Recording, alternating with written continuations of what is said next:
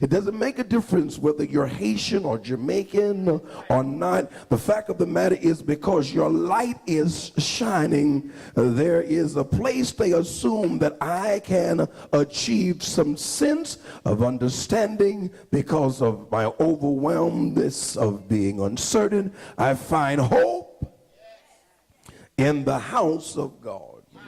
And just think about where you are emotionally. Just think for just a moment. I want to talk to you individually. Don't think about your neighbor. I'm not interested in your neighbor tonight. I'm interested in you personally.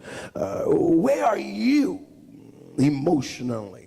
Think of what you have been through. I'll tell you, this third Sunday, the 17th of the first month of the year, I realized just how fortunate I am to have survived not an earthquake, just the effects of '09.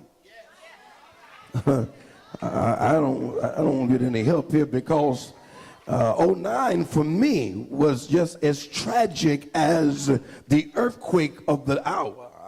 I don't know if there's anybody here that knows how it feels to be uncertain of your resources and how you're going to pay your mortgage and how you're going to address your children's needs and how just how you're going to meet the utilities. For the first time in years, I played catch up.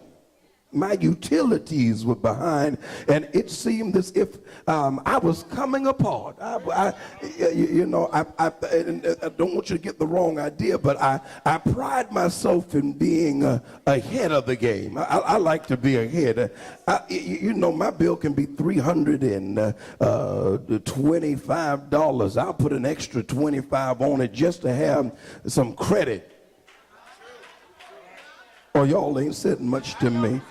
Are you with me? I like to have a cushion. I like to live as stressless as possible. But now, you're all in my business, but I'm not afraid. And all that it is surmised that I am, the truth of the matter behind the image of Superman, Clark Kent was uncertain of how he was going to eat. Some folks see the car, but they don't realize there's a car note, there's an insurance, and then there's maintenance, unexpected need to maintain it. And I'm talking about, how in the world am I going? I just got it out the shop, and it's in the shop. It's quiet up in here. Is anybody here know what I'm talking about? That as much as you're dressed up, you don't look like what you're going through. But the fact of the matter is, I had to praise him earlier because he's kept me. And I'm not talking about keeping things because I've lost some things and there's some other things that will be lost. But the one thing I've got to praise for is I didn't lose my mind. Others have lost their mind.